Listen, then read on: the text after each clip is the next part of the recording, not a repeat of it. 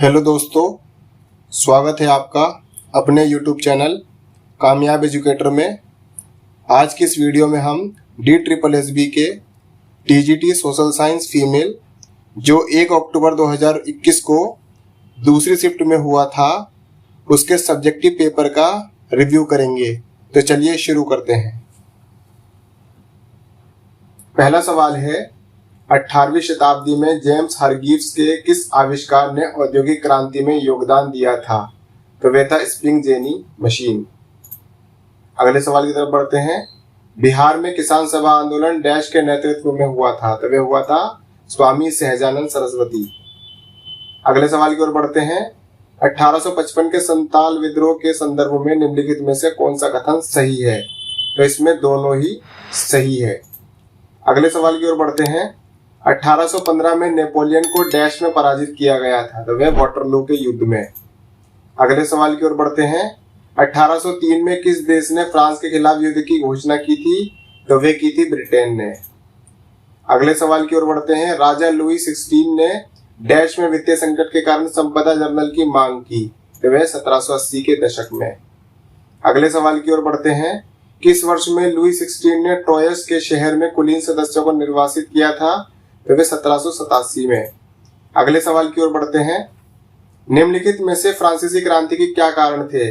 वित्तीय संकट, कुलीन क्रांति, मेरी एंटरनेट का उद्भव। तो इसमें पहला और दूसरा सही है। अगले सवाल की ओर बढ़ते हैं। विलय नीति किसने पेश की थी? तो वे लॉर्ड डलहौजी ने। अगले सवाल की ओर बढ़ते हैं। अंग्रेजों के द्वारा लखनऊ पुणे अधिकार में कब लिया गया था? तो मार्च 1858।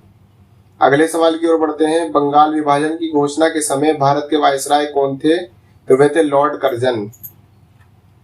अगले सवाल की ओर बढ़ते हैं। गांधी इरविन समझौते पर डैश में हस्ताक्षर किए गए थे? तो 1931। अगले सवाल की ओर बढ़ते हैं। भारतीय राष्ट्रीय कांग्रेस की पहली महिला अध्यक्ष कौन थी? तो वे थी एनी बेसेंट। अगले सवाल की ओर बढ़ते हैं। 1908 में बाल गंगाधर तिलक को कहां कैद किया गया था जहां उन्होंने 6 वर्ष की सजा काटी थी? तो वे थे मांडले। अगले सवाल की ओर बढ़ते हैं।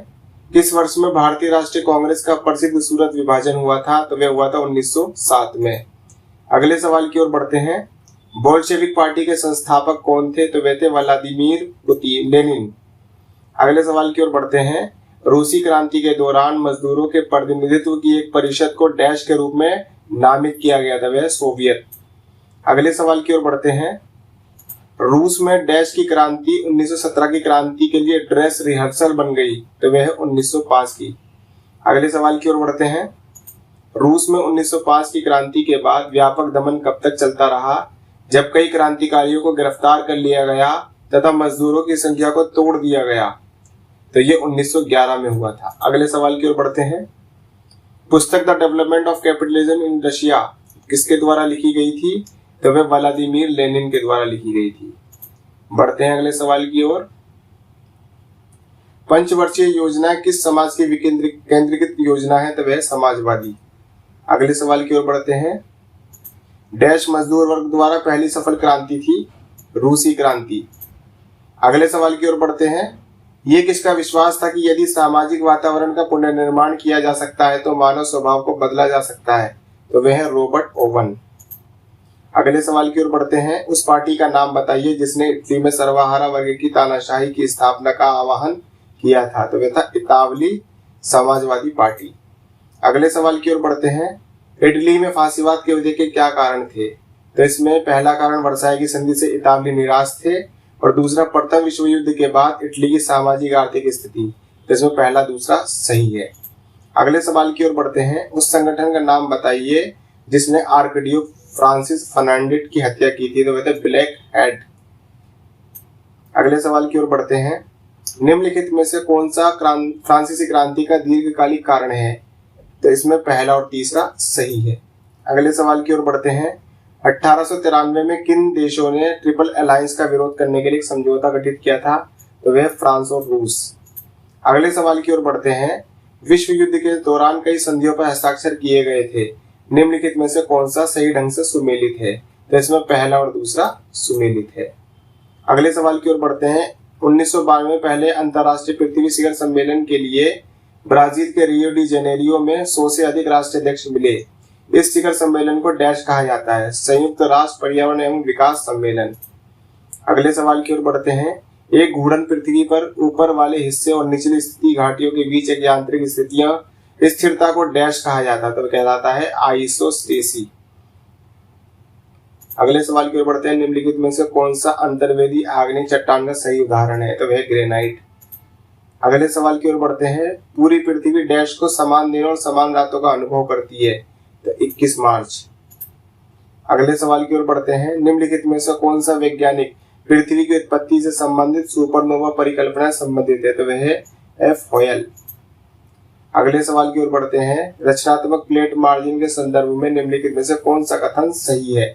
इसमें पहला और दूसरा सही है। अगले सवाल की ओर बढ़ते हैं।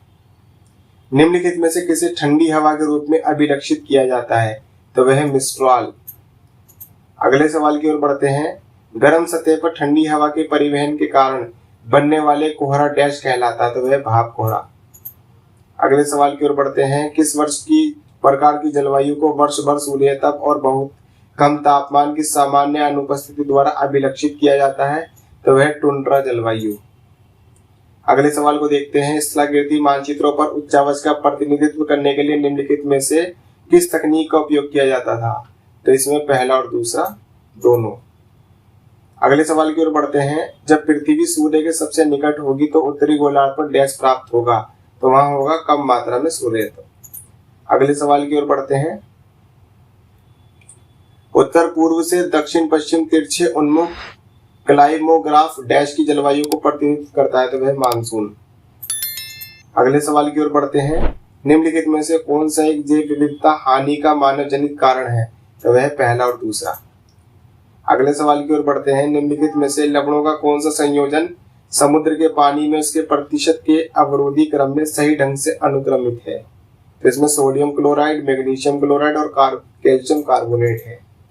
अगले सवाल की ओर बढ़ते हैं। डेक्कन ट्रेप निम्नलिखित में से किस कालखंड में बनना शुरू हुआ था? तो वह क्रिटेशियस काल। अगले सवाल की ओर बढ़ते हैं। अलकनंदा नदी किस ग्लेशियर से निकलती है? तो वह संतोपत ग्लेशियर। अगले सवाल की ओर बढ़ते हैं। मिट्टी परिच्छेदिका में किस सनस्तर स्थिति को शीर्ष मिट्टी कहा जाता है? तो वह ए सनस्तर स्थिति। अगले सवाल की ओर बढ़ते हैं। देश में किसी भारतीय वन का सबसे कम वन क्षेत्र है? वह है मैंग्रोव वन। अगले सवाल की ओर बढ़ते हैं। भारत में निम्नलिखित में से किस राज्य केंद्र शासित प्रदेश में करेवा मिट्टी पाई जाती है? तो वह है जम्मू और कश्मीर। अगले सवाल की ओर बढ़ते हैं। ग्रेटर हिमालय के संदर्भ में निम्नलिखित में से कौन सा कथन सही है? इसमें पहला और दूसरा सही है। अगले सवाल की ओर बढ़ते हैं। निम्नलिखित में से कौन सी जनसंख्या संरचना का आर्थिक गुण है? तो वह है व्यवसायिक संरचना। अगले सवाल की ओर बढ़ते हैं। कपास का सबसे बड़ा निर्यातक कौन सा देश है? तो वह है संयुक्त राज्य अमेरिका। अगले सवाल की ओर बढ़ते हैं। लाभ अधिकतमकरण के लॉस सिद्धांत के संदर्भ में निम्नलिखित में से कौन सा कथन सही है? तो इसमें पहला और दूसरा सही है। अगले सवाल की ओर बढ़ते हैं। चावल का सबसे बड़ा उत्पादक कौन सा देश है? तो वह चीन। अगले सवाल की ओर बढ़ते हैं। भारत की निम्नलिखित में से कौन सी रेशे वाली फसल काली मिट्टी उगाई जाती है? तो वह कपास। अगले सवाल की ओर बढ़ते हैं। गहन निर्वाह कृषि के संदर्भ में निम्नलिखित में से कौन सा कथन सही है? तो इसमें पहला और दूसरा सही है। अगले सवाल की ओर बढ़ते हैं। निम्नलिखित में से कौन सा भारत में विशेष आर्थिक क्षेत्र SEZ में एक है? तो वह कांडला विशेष आर्थिक क्षेत्र। अगले सवाल की ओर बढ़ते हैं। राष्ट्रीय राजमार्ग NH1 भारत के किस राज्य केंद्र शासित प्रदेशों पर गुजरता है? तो वह जम्मू और कश्मीर। अगले सवाल की ओर बढ़ते हैं। प्रशांत सुनामी चेतावनी प्रणाली PTWS डैश में स्थापित की गई थी? तो वह की गई थी 1965 में। अगले सवाल की ओर बढ़ते हैं। निम्नलिखित में से कौन सा तीव्र गति वाले भूस्खलन का एक प्रकार है? तो इसमें केवल दूसरा है, मेड फ्लो।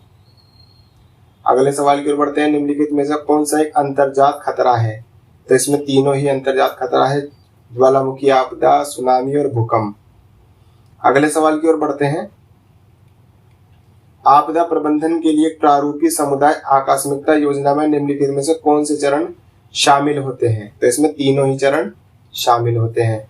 अगले सवाल की ओर बढ़ते हैं। एक ग्रामीण क्षेत्र में किस प्रकार की बेरोजगारी विद्यमान होती है? तो वह होती है मौसमी बेरोजगारी। अगले सवाल की ओर बढ़ते हैं। संधारणीय कृषि निम्नलिखित में से किस लक्ष्य को एकीकृत करती है? तो वह पहला और दूसरा दोनों। अगले सवाल की ओर बढ़ते हैं। आर्थिक विकास को प्रभावित करने वाली लाभहीन कारक है उद्यमिता। अगले सवाल की ओर बढ़ते हैं। स्वतंत्रता के समय भारतीय अर्थव्यवस्था की निम्नलिखित में से कौन सी विशेषता सही है? तो इसमें पहला, दूसरा, तीसरा तीनों ही सही है।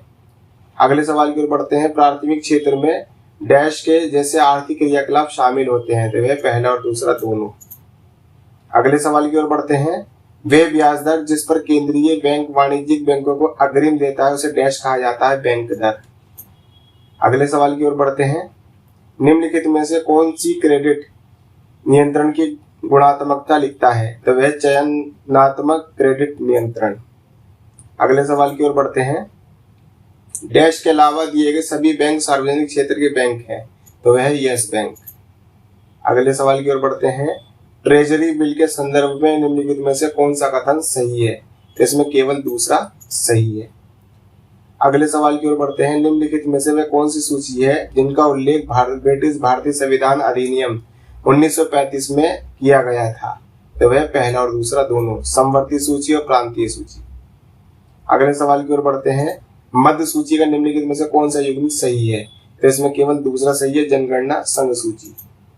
अगले सवाल की ओर बढ़ते हैं। भारत के राष्ट्रपति और राज्यपाल दोनों को उनके द्वारा सलाह दी जाती है? मंत्रिपरिषद द्वारा। अगले सवाल की ओर बढ़ते हैं। भारत में राष्ट्रपति निर्वाचन किया जाता है निर्वाचक गणों के सदस्यों द्वारा। अगले सवाल की ओर बढ़ते हैं। इंडियन नेशनल लोकदल पार्टी का प्रतीक चिन्ह क्या है? वह चश्मा। अगले सवाल की ओर बढ़ते हैं। भारतीय जनता पार्टी के संदर्भ में निम्नलिखित में से कौन सा कथन सही नहीं है? तो भाजपा का गठन 1990 में हुआ था। अगले सवाल की ओर बढ़ते हैं। शरद पवार देश के संस्थापक सदस्य हैं राष्ट्रवादी कांग्रेस पार्टी। अगले सवाल की ओर बढ़ते हैं। भारत में पहले आम चुनावों में निम्नलिखित में से किस पार्टी ने संसद में बहुमत प्राप्त किया था? तो वह भारतीय राष्ट्रीय कांग्रेस। अगले सवाल की ओर बढ़ते हैं। 1960 के दशक के उत्तरार्ध से गैर कांग्रेसी पार्टी ने केंद्र और कई राज्यों में सरकारें बनाई जो भारत में निम्नलिखित में से किस पार्टी प्रणाली की उपस्थिति को दर्शाती है? तो वह बहुदलीय प्रणाली। अगले सवाल की ओर बढ़ते हैं। हाउस ऑफ कॉमन निम्नलिखित में से किस देश से संबंधित है? वह ब्रिटेन से। अगले सवाल की ओर बढ़ते हैं। भारत में नगर निगम के सामान्य निकाय के पार्षदों को डैश वर्षों की अवधि के लिए चुना जाता है? तो वह 5 वर्ष के लिए। अगले सवाल की ओर बढ़ते हैं। निम्नलिखित में से कौन सा नगर पालिका राजस्व का एक प्रकार नहीं है? तो वह डिपॉजिटरी रसीद। अगले सवाल की ओर बढ़ते हैं। निम्नलिखित में से किस प्रकार के शहरी स्थानीय निकाय पाए जाते हैं? तो इसमें तीनों ही पाए जाते हैं, नगर क्षेत्र समिति, कंटेनमेंट बोर्ड, नगर पालिकाएं। अगले सवाल की ओर बढ़ते हैं। नेपाल के इतिहास में पहला राष्ट्रीय चुनाव का आयोजन डैश किया गया? तो वो किया गया 1959 में। अगले सवाल की ओर बढ़ते हैं। अप्रैल 1963 तक नेपाल में पंचायती प्रणाली पूरी तरह से शुरू हो गई थी। इस प्रणाली के संदर्भ में निम्नलिखित में से कौन सा कथन सही है? तो इसमें पहला और दूसरा दोनों सही है। अगले सवाल की ओर बढ़ते हैं। भारतीय संविधान का कौन सा अनुच्छेद में निदेशक तत्वों के बारे में बताया गया? तो वह अनुच्छेद 37। अगले सवाल की ओर बढ़ते हैं। भारत में प्रत्येक वर्ष की अवधि की समाप्ति के बाद एक वित्त आयोग का गठन किया जाता है, वह 5वें वर्ष में। अगले सवाल की ओर बढ़ते हैं। भारतीय संविधान का कौन सा अनुच्छेद अपने नागरिकों को धार्मिक कार्यों के प्रबंध की स्वतंत्रता देता है? तो वह है अनुच्छेद 26। अगले सवाल की ओर बढ़ते हैं। किसी संवैधानिक संशोधन अधिनियम ने मूल अधिकारों से संपत्ति के अधिकार को हटा दिया था? तो वह है 44वां संशोधन। अगले सवाल की ओर बढ़ते हैं। भारत में संघ के लिए एक संसद में डैश होते हैं? तो इसमें तीनों होते हैं, भारत के राष्ट्रपति, राज्यसभा, लोकसभा। तो दोस्तों ये था हमारा DSSB TGT social science female जो 1 अक्टूबर 2021 में हुआ था दूसरी शिफ्ट में। तो दोस्तों मिलते हैं अगले वीडियो में। आप सभी हमारे चैनल को लाइक करें, शेयर करें, सब्सक्राइब करें और बेल आइकन को प्रेस करें ताकि आपको नोटिफिकेशन जल्द से जल्द मिल जाए। तब तक के लिए मिलते हैं अगले वीडियो में। धन्यवाद।